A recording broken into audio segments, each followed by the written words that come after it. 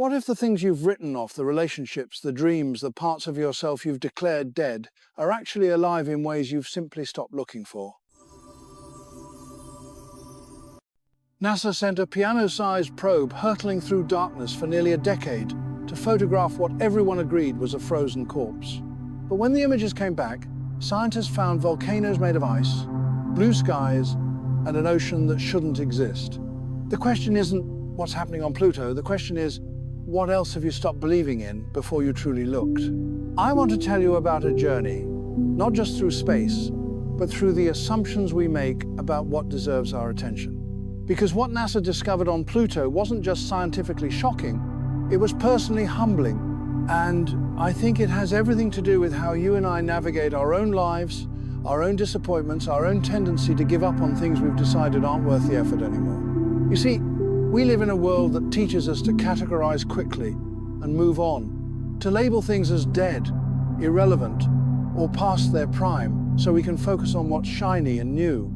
It's efficient, it's practical, and it's costing you something profound. The ability to recognize aliveness in unexpected forms, the capacity to see movement where you've only been trained to see stillness, the patience to wait for something to reveal itself on its own terms, rather than demanding it perform for you on your schedule.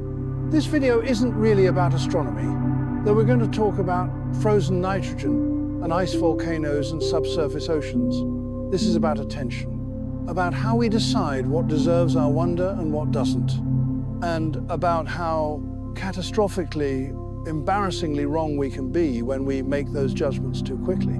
The story of Pluto is the story of every part of your life you've written off prematurely. The career you abandoned when it didn't immediately flourish. The relationship you stopped fighting for when it got complicated. The creative dream you buried because it wasn't moving fast enough. The version of yourself you declared over because you couldn't see the transformation happening beneath the surface. We do this constantly. We decide something is finished before we've given it the dignity of genuine attention. And here's the reframe I want to offer you, the myth I want to dismantle.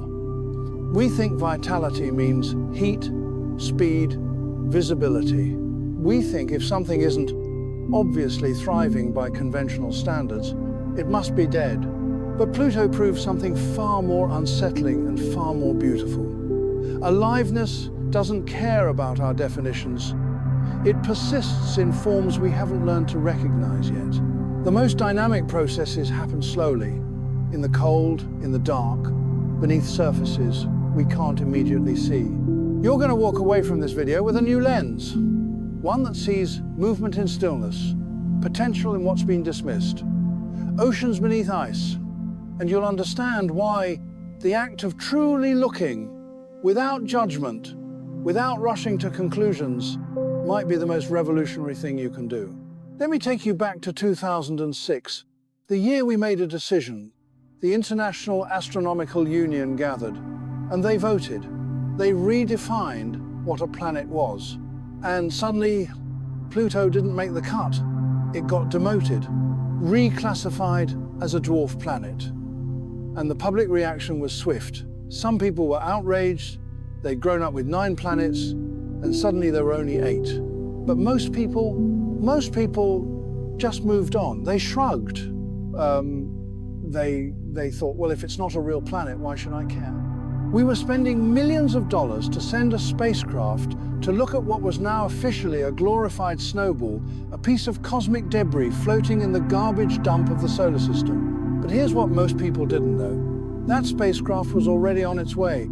It had been launched in January 2006, before the demotion. And it was moving at 36,000 miles per hour, the fastest object humanity had ever launched from Earth at that time. It crossed the orbit of the Moon in just 9 hours. A journey that took the Apollo astronauts 3 days, this probe completed in less than half a day. But even at that insane speed, even at that record-breaking velocity, the universe is just too big, too incomprehensibly vast. The journey was going to take 9.5 years, nearly a decade of darkness. So the spacecraft did what any sensible machine would do. It went to sleep, It conserved power. It drifted through the void, silent and patient, just waiting for its moment. Now, I want you to really picture this. Imagine you're that probe.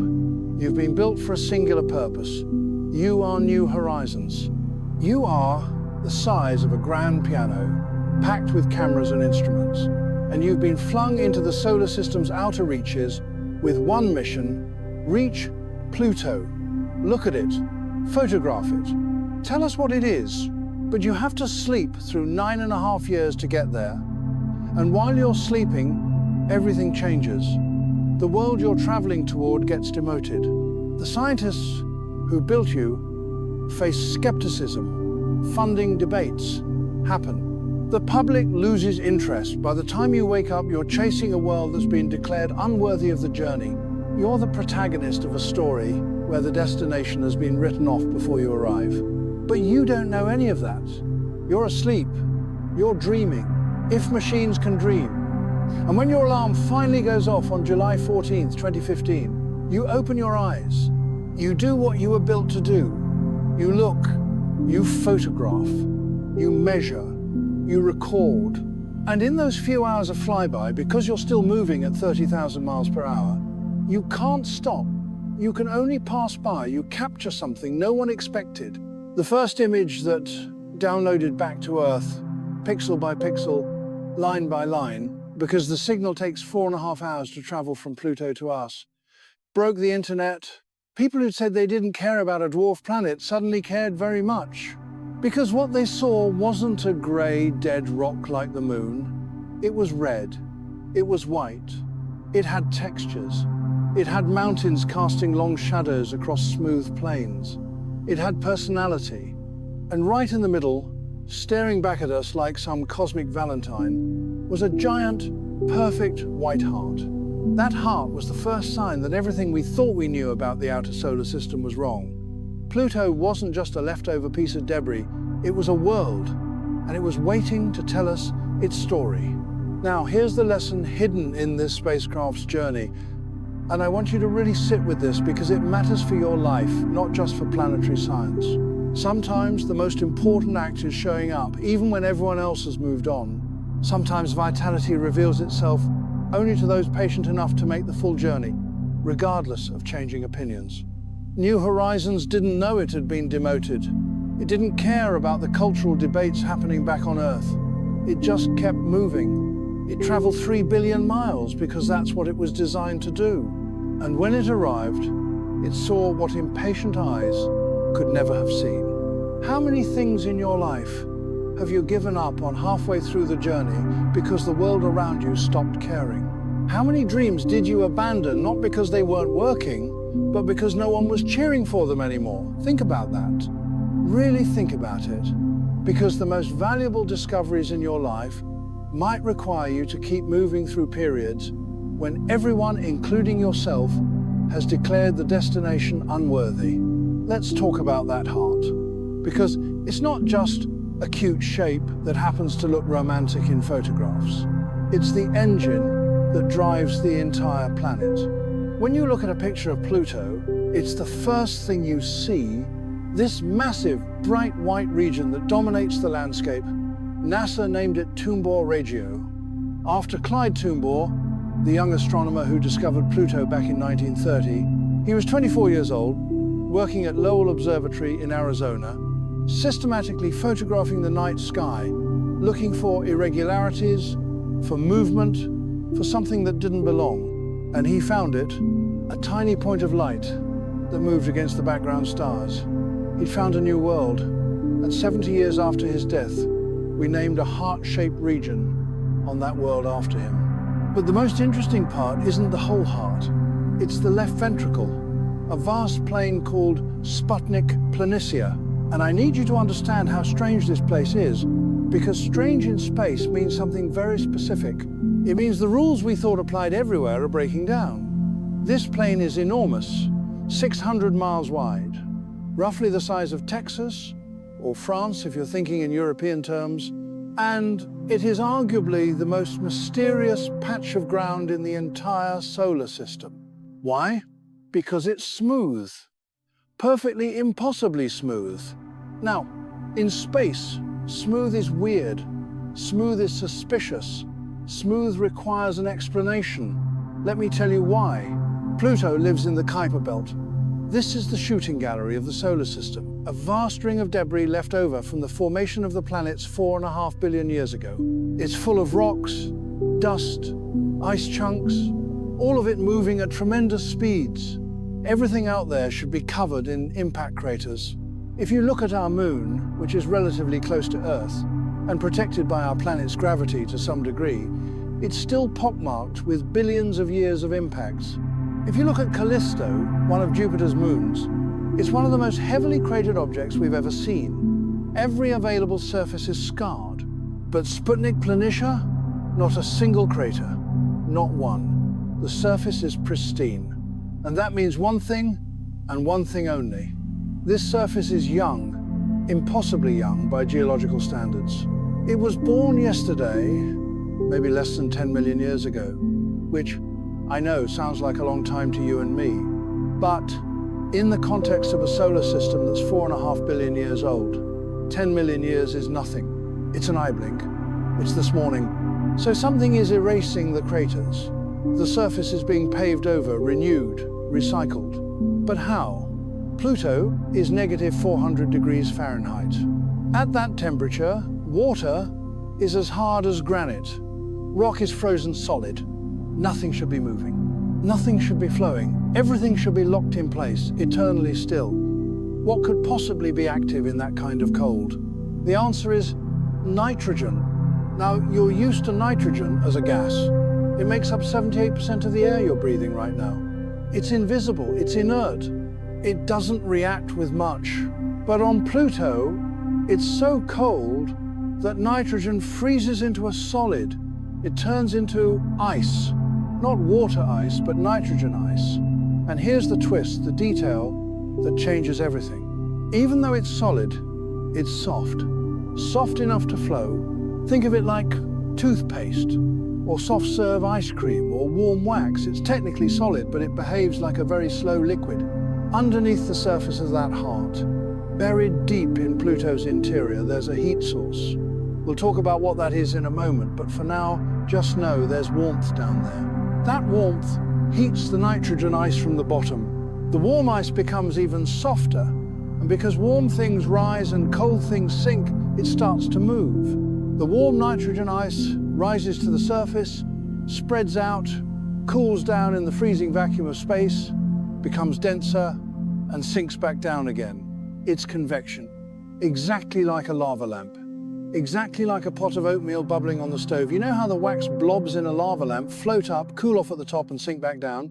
That's happening on Pluto right now. But instead of wax blobs in colored liquid, it's nitrogen ice moving in massive convection cells. The surface of the heart is covered in these giant polygon shapes. Each one is 10 to 20 miles wide. Think of them as the tops of the convection cells. The center of each polygon is the fresh, warm ice rising up. The edges are the cold ice sinking back down. And this circulation is happening all the time, constantly, patiently, at a rhythm we could never perceive with our eyes, but that geological instruments can measure and confirm. This means the surface is recycling itself. If an asteroid hits the heart, the crater doesn't last. Within a few million years, the moving ice fills it in. It heals. It's like a self-healing cutting mat, or skin that regenerates, or a river that erases footprints. The heart isn't just a shape on a map. It is literally beating. It is circulating material, pumping nitrogen around the planet, keeping the surface alive. And here's where I need you to make the connection to your own life, because this is the paradox I want you to see. What looks calm, serene, even static from a distance, might be in constant motion up close. What appears unchanging might be changing constantly, just at a rhythm you can't perceive. Before you declare something in your life dead, before you write off a relationship or a project or a version of yourself, ask, am I looking at stillness? Or am I looking at a rhythm I haven't learned to recognize? I've spent decades watching the natural world, and this is one of the patterns I see over and over. The slowest processes are often the most powerful. Trees grow so slowly you can't see them move, but they crack concrete. Glaciers move at inches per year, but they carve valleys and shape continents. Coral reefs build themselves one tiny polyp at a time, and over thousands of years, they create entire ecosystems. Speed isn't the measure of vitality. Sometimes the most alive things are the ones that refuse to rush. Sputnik Planitia is smooth because it never stops moving. It looks serene, but it's in perpetual circulation. And I think about the parts of your life that look flat, finished, dormant. The relationship that's been quiet for months. The creative project that feels stalled. The grief you've been carrying that doesn't seem to change shape. What if those things are like the heart of Pluto? What if they're not dead? They're just moving at a timescale you can't perceive. What if healing and transformation are happening just beneath the visible surface, in rhythms too patient for your impatience to recognize? But if you think moving ice is strange, wait until you see the mountains. Because on Pluto, the mountains don't just sit there. Sometimes they explode, not with fire, not with molten rock, with something far stranger. New Horizons spotted two massive mountains on the edge of the heart. One is called Right Mons, and this thing is enormous. It's about 90 miles wide at the base and 2.5 miles high. That's comparable to Mauna Loa in Hawaii, the biggest volcano on Earth. But Right Mons doesn't have a peak. It has a giant hole in the center, a depression, what geologists call a caldera. For years after the flyby, scientists argued about this. Some said it was a volcano, others said no, it's just a weird impact crater, or a collapsed ice formation, or some other explanation. But in 2022, they went back to the data. They built detailed, three-dimensional models of the terrain. They analyzed the texture of the slopes, and they realized something definitive. The sides of Right Mons aren't smooth rock. They're lumpy. They're covered in what look like hummocks, giant mounds of material piled on top of each other, flow after flow, layer after layer. This confirms it. Right Mons is a cryovolcano, an ice volcano, and instead of erupting lava, it erupts a cosmic slushy, a mixture of water ice, ammonia, methane, maybe some other volatiles we haven't identified yet. It's not fire, it's antifreeze. When this stuff erupts, and we're not talking about explosive eruptions like Mount Vesuvius, we're talking about slow oozing flows. It seeps out onto the surface like toothpaste from a tube, like a glacier carving, like honey dripping. It flows for a while, covering the landscape, and then because it's space, because there's no atmosphere to speak of, no warmth, it freezes rock hard. Now, this is mind-blowing for a very specific reason. Volcanoes need heat. Earth has volcanoes because our core is molten iron, still hot from the planet's formation 4.5 billion years ago, and kept warm by radioactive decay. We're a big planet, about 8,000 miles in diameter, and we retain that heat. But Pluto is tiny. It's smaller than our moon. It's only about 1,500 miles across. By all the laws of physics, by every model we've built, a rock that small should have cooled off completely billions of years ago. It should be a cold, dead stone, a frozen relic. Nothing should be moving. Nothing should be erupting. And yet, here we are, looking at mountains that are clearly volcanic in origin, looking at flows that happened maybe a few 100 million years ago, maybe even more recently. So what is powering the slushy machine? Where is the heat coming from? The leading theory, the explanation that makes the most sense given what we know, is that Pluto has a radioactive core deep inside, in the rocky center of the planet, beneath all the ice. There are radioactive elements: uranium, potassium, thorium. These are unstable elements. They decay, they break apart. And when they do, they release heat. It's a slow nuclear burn. It's not dramatic like a reactor or a bomb. It's gradual, patient, steady, and it's been going on for 4 billion years. This internal heat, this slow fire, melts the ice mixture just enough to make it slushy, to make it mobile. And the pressure, the weight of all the ice and rock above, pushes it up through cracks in the surface to build these massive mountains. But here's what very second. And I wonder if the same is true for you. How much of your vitality is invisible? How much of what keeps you alive, what keeps you changing and growing and healing, is happening in places no one can see? You might look frozen on the outside. You might feel cold, shut down, distant from any source of warmth. But underneath, beneath the layers, there might be something still burning. Slow, patient, steady. And you don't have to explain it. You don't have to prove it. You just have to trust that the heat is there, doing its work, even when you can't feel it on the surface. But this internal heat doesn't just make volcanoes. It does something even more shocking, something that sounds like pure science fiction. It creates conditions for a subsurface ocean, liquid water, on a world that's negative 400 degrees, and the evidence is written in the cracks. When New Horizons mapped Pluto's surface in detail, it saw fractures, giant canyons running across the landscape, stretching for hundreds of miles.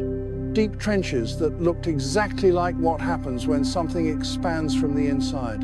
Have you ever left a water bottle in the freezer too long? The water freezes, expands, and the bottle cracks or bursts. Or a water pipe in winter. The water inside freezes, expands, and splits the pipe open. That's what's happening to Pluto. The planet is expanding, the crust is cracking from internal pressure, and the only way a planet expands like that is if it has a subsurface ocean that's slowly freezing over time. Here's the physics. Water is weird. It's one of the few substances that expands when it freezes. Most things contract, get denser, when they turn solid. But water does the opposite. Ice takes up more space than liquid water. So if Pluto has an ocean underneath its ice shell, and that ocean is slowly freezing from the top down over millions of years, it's expanding. It's pushing outward, and that pressure cracks the crust. The surface fractures.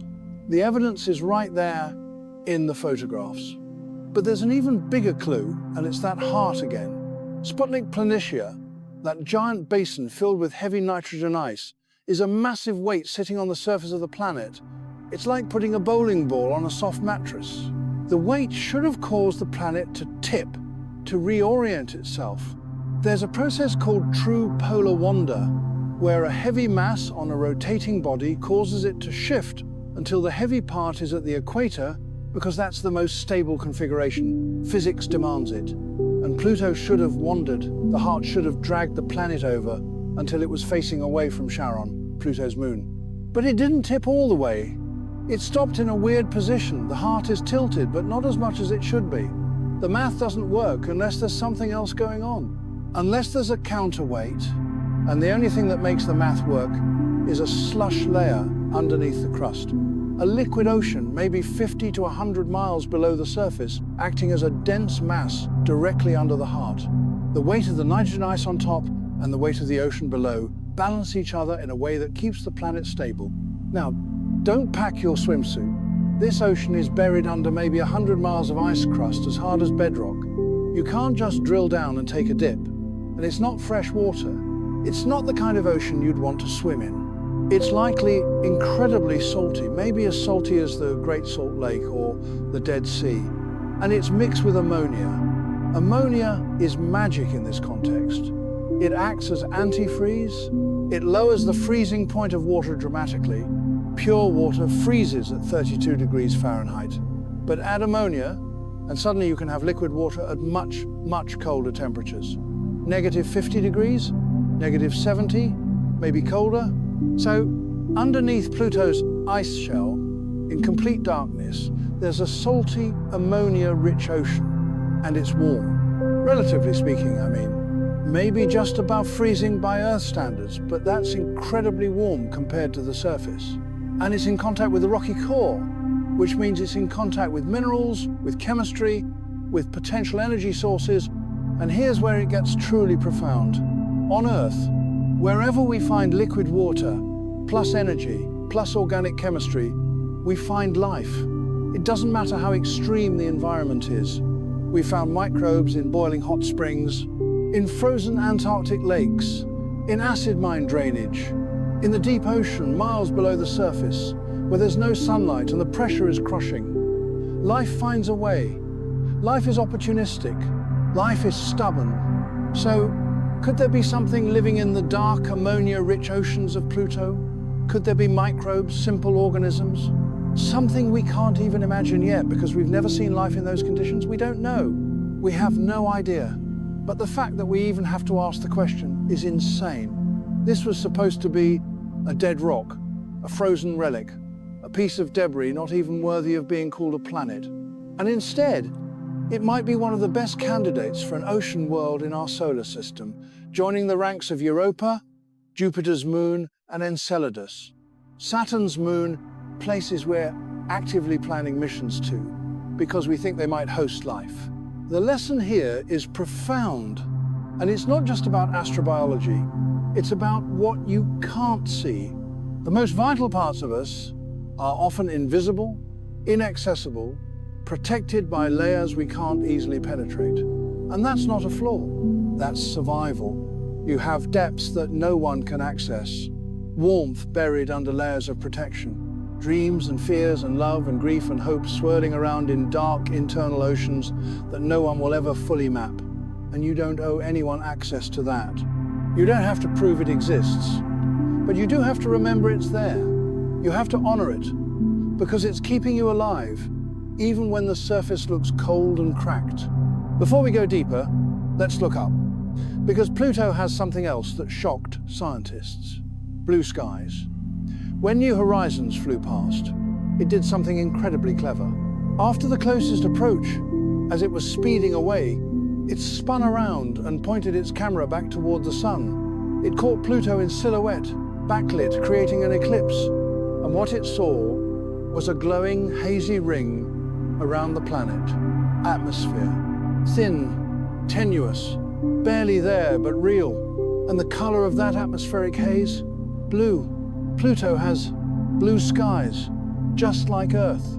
If you stood on the surface of Pluto and looked up at the sun, which from that distance would look like just a very bright star, a point of light, nothing like the huge disk we see from Earth, the atmospheric haze would scatter the sunlight and give you this gorgeous, ghostly blue glow, a twilight ring around the horizon. It would be hauntingly beautiful. But don't take your helmet off. On Earth, the sky is blue because of nitrogen molecules scattering sunlight in a process called Rayleigh scattering. Short wavelengths, blue light, scatter more than long wavelengths.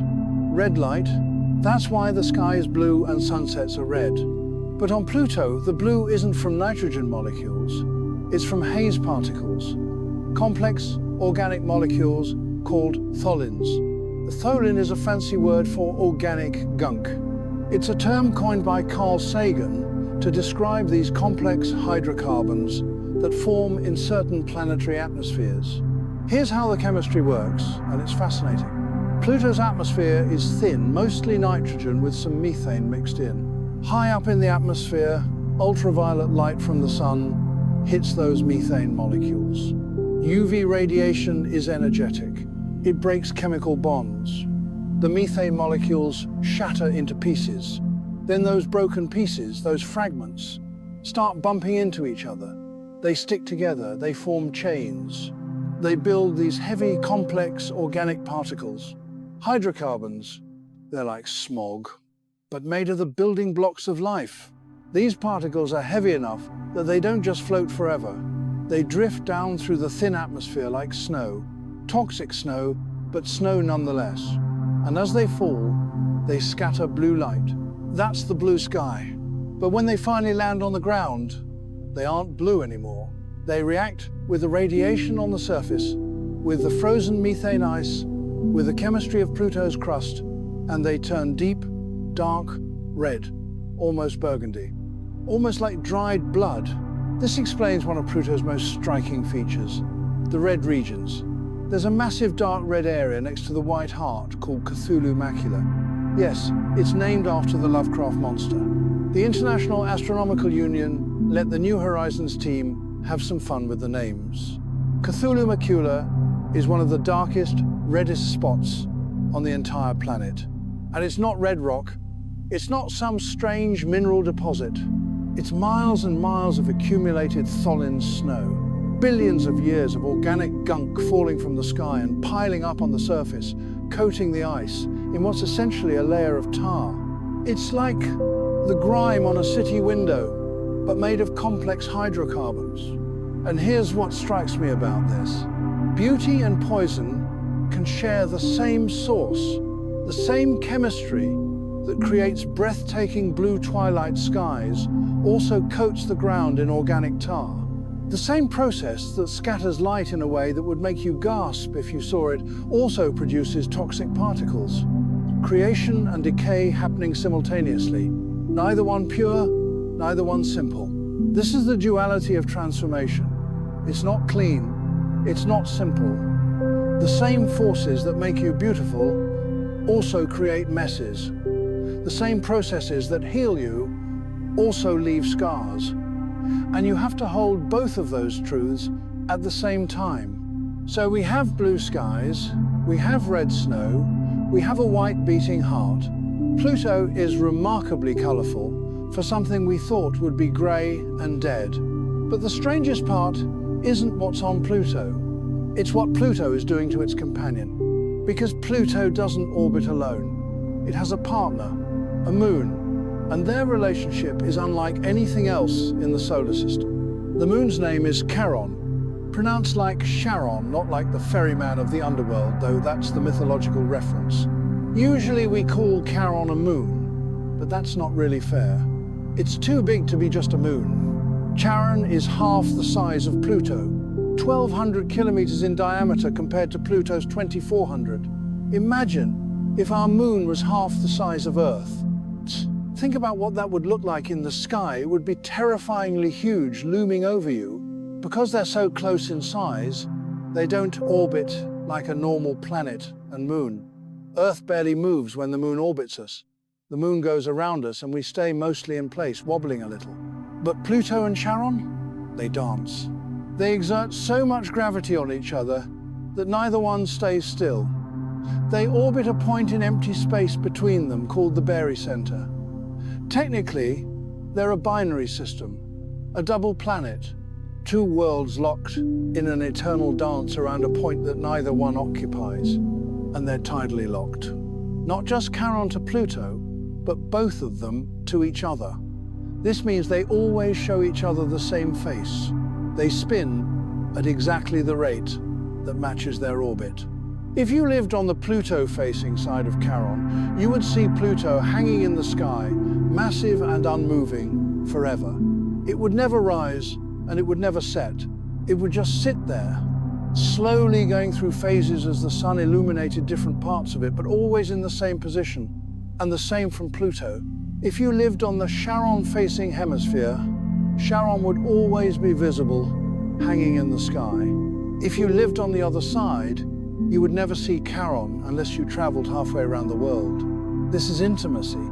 This is what it means to be gravitationally bound so tightly that you can't look away from each other.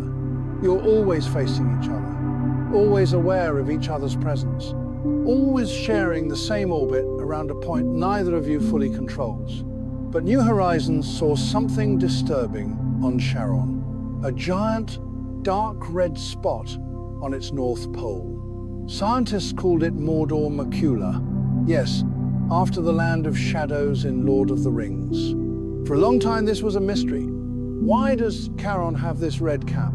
What's staining it? Where did that material come from? The answer is Pluto. Pluto is leaking. Because Pluto's gravity is weak, because it's so small, its atmosphere doesn't stay put. It's slowly escaping into space.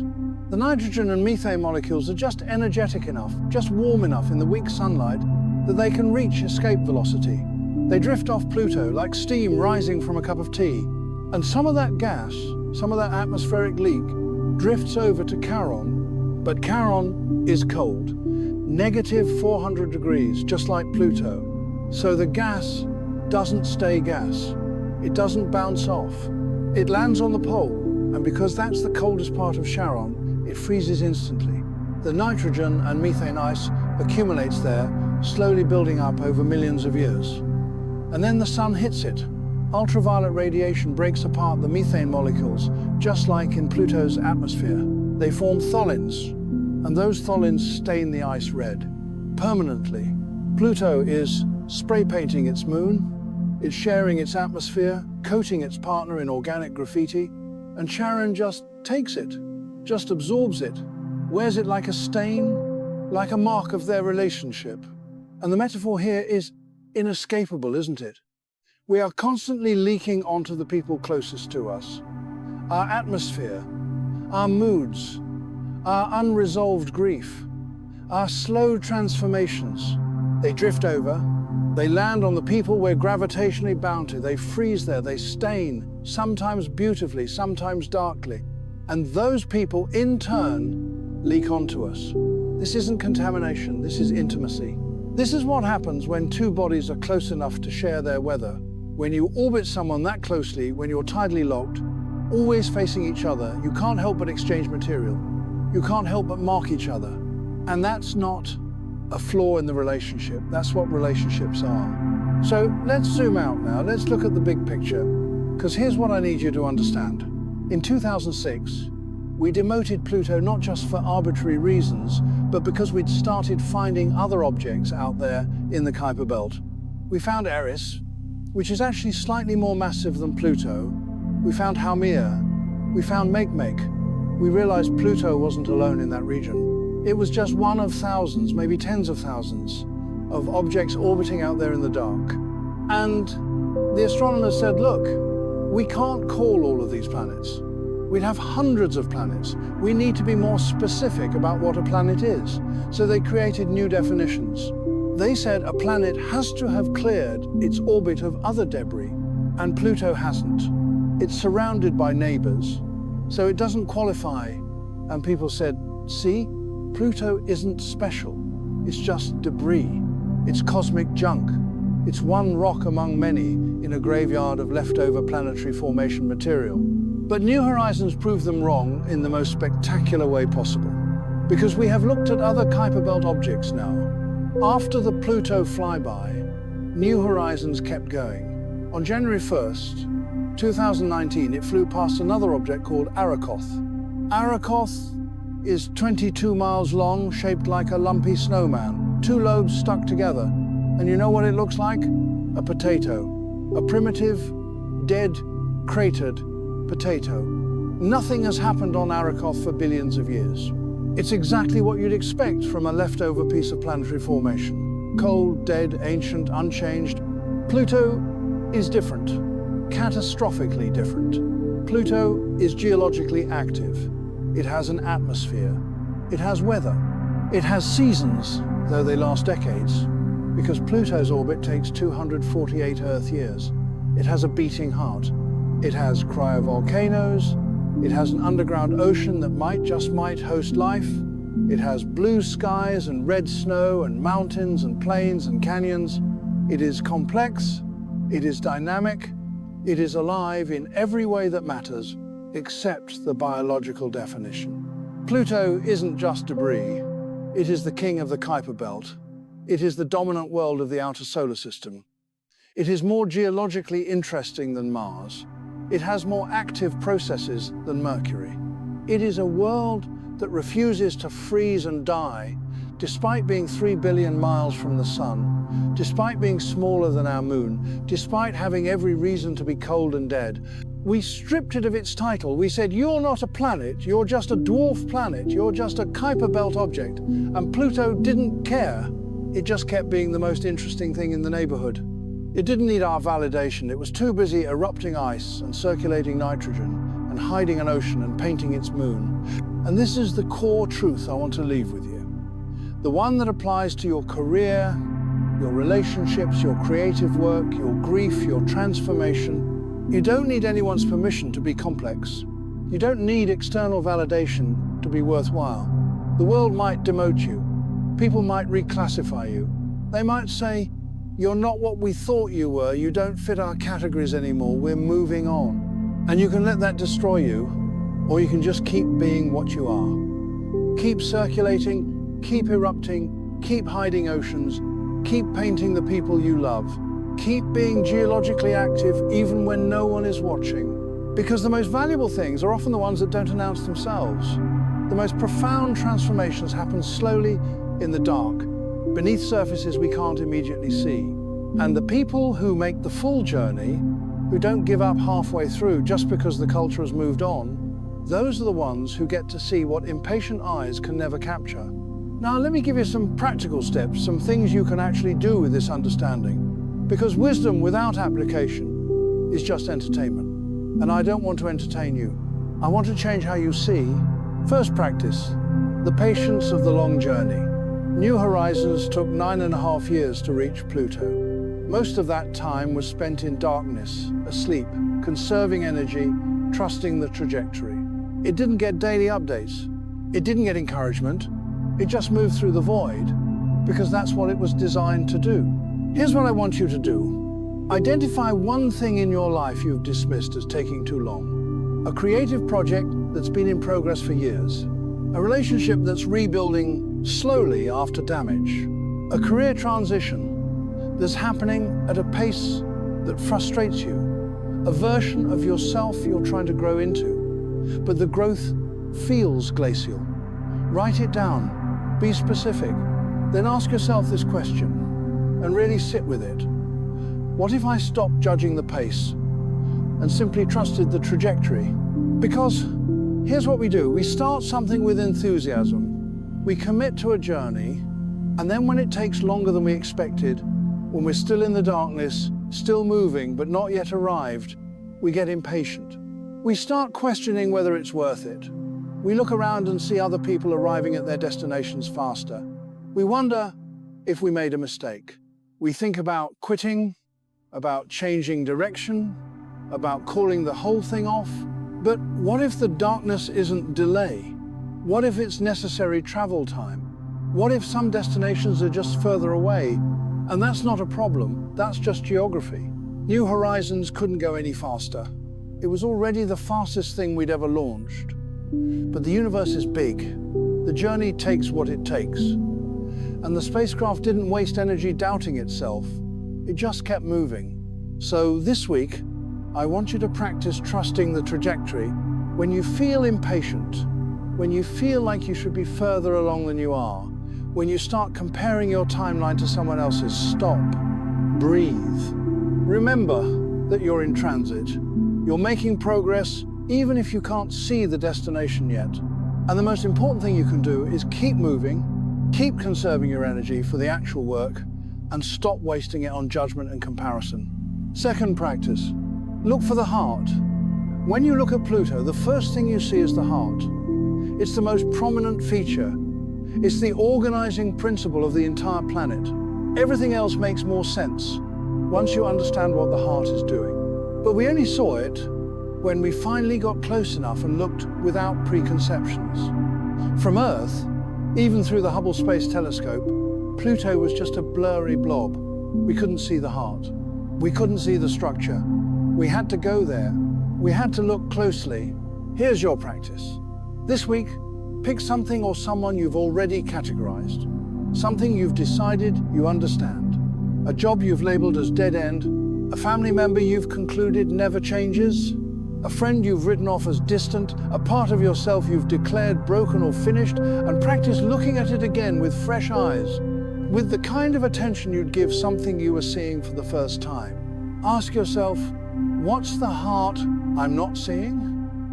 What's circulating beneath the surface that I've stopped paying attention to? What have I decided is true about this situation that might not actually be true anymore? Because the categories we create in our minds are useful for efficiency, but they're terrible for accuracy. We label things so we can move faster, so we don't have to think deeply every time we encounter them. But those labels become prisons.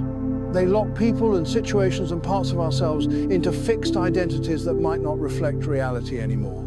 Your job this week is to break one of those labels, to look at something you thought you knew and ask, what if I'm wrong? What if there's something here I haven't been willing to see? And then actually look with patience, with curiosity, with the kind of attention that doesn't rush to conclusions.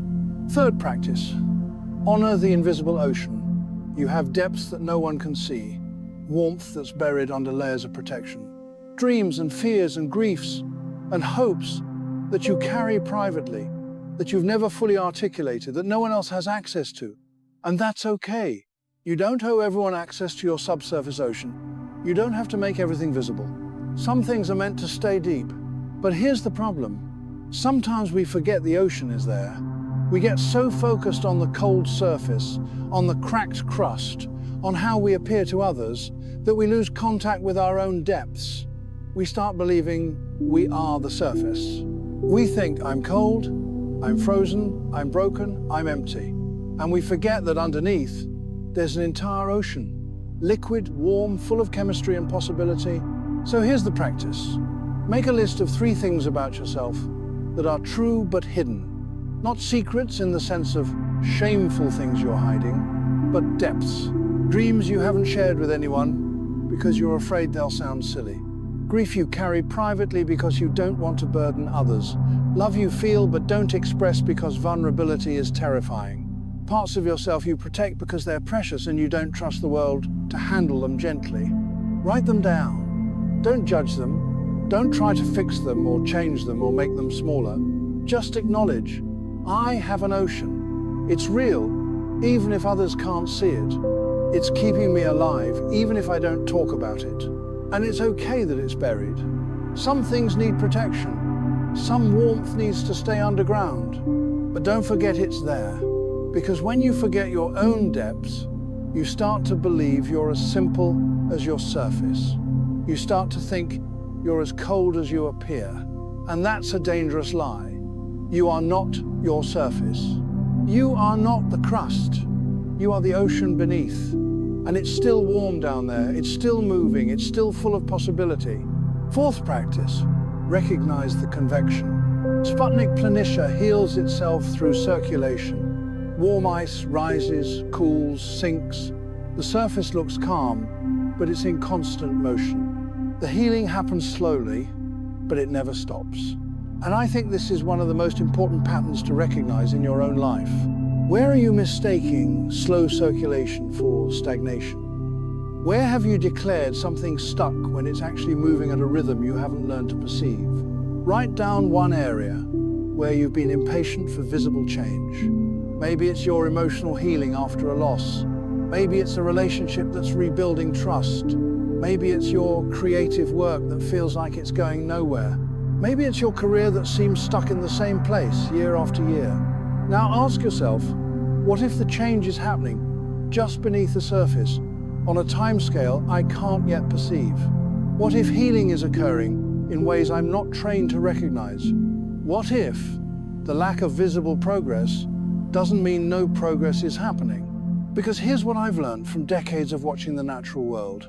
The processes that create the most lasting change are almost always invisible while they're happening. You don't see a tree growing. You look away for a year, you look back, and it's taller. You don't see a canyon forming. You visit it over decades, and the shape has shifted.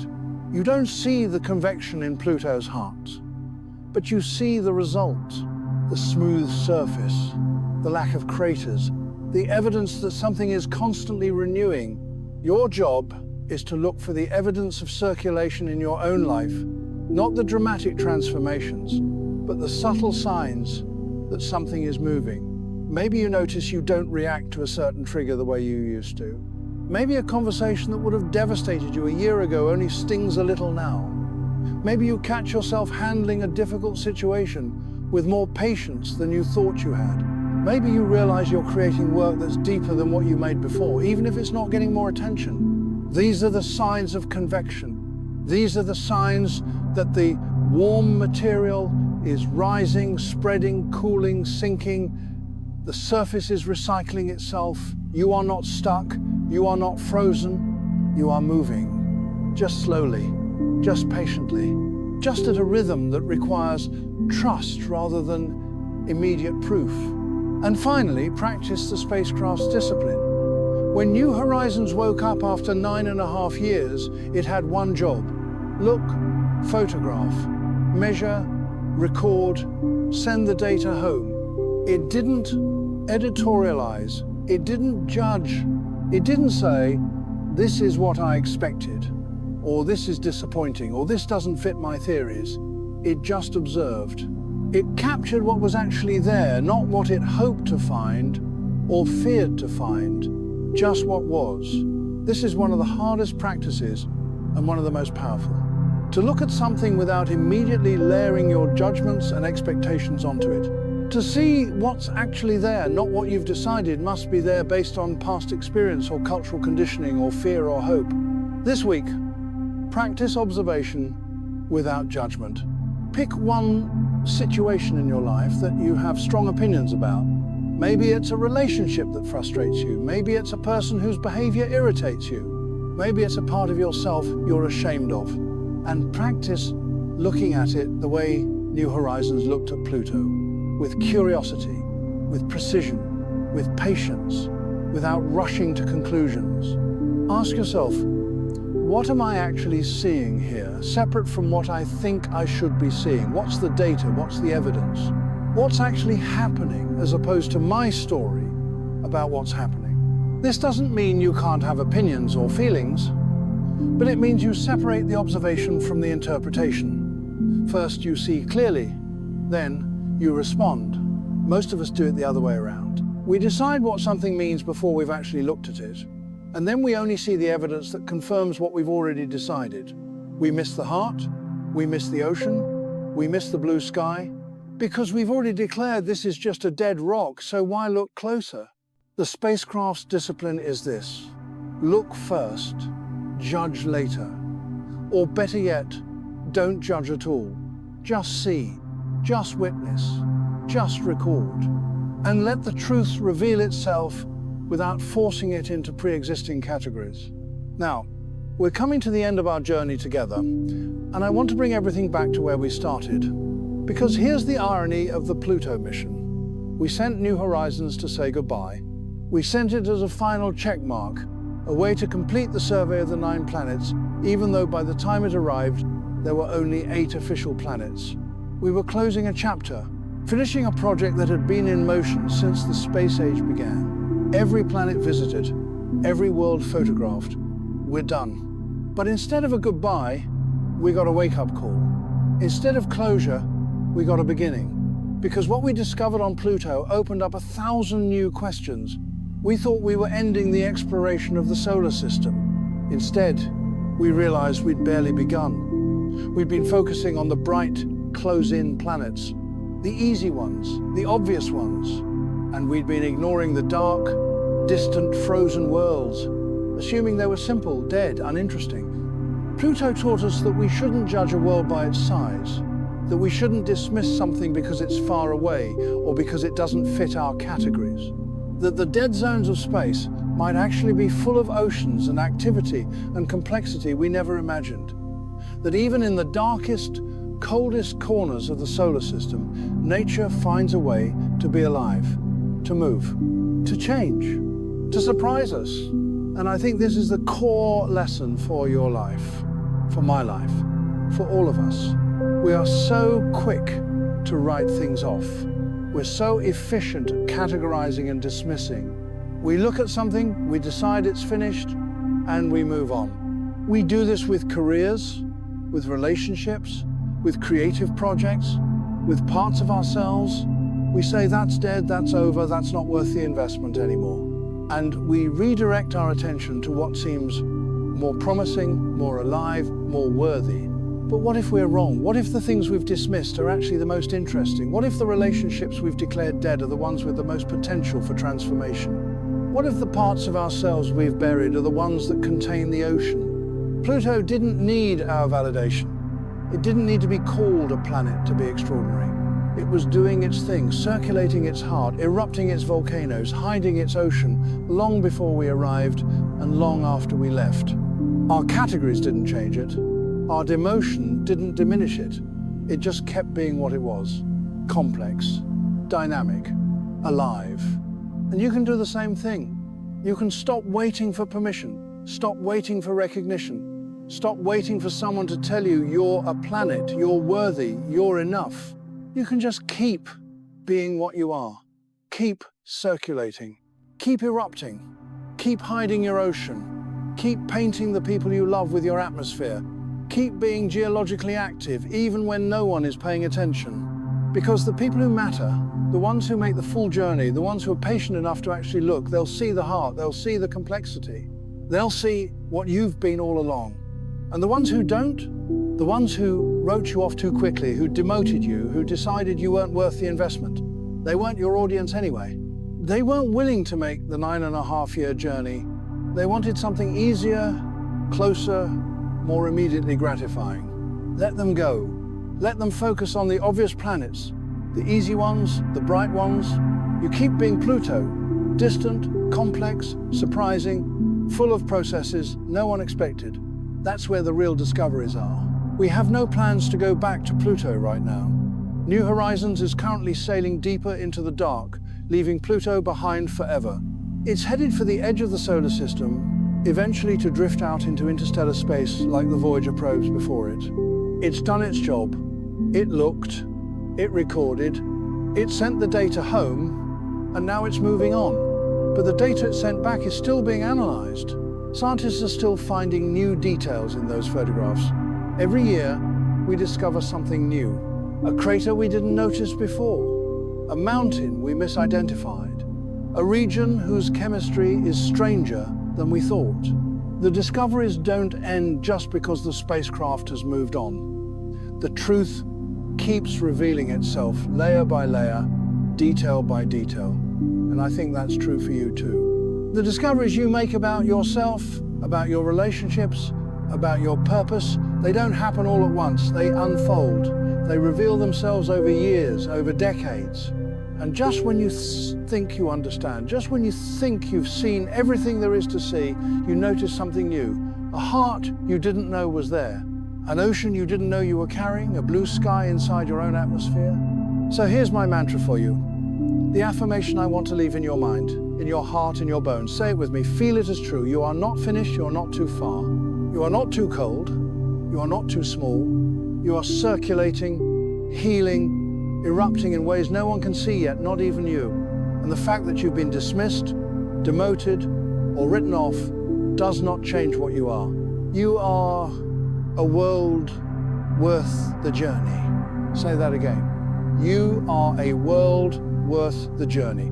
Not because someone validated you, not because you fit into the approved categories, but because you're complex, because you're dynamic.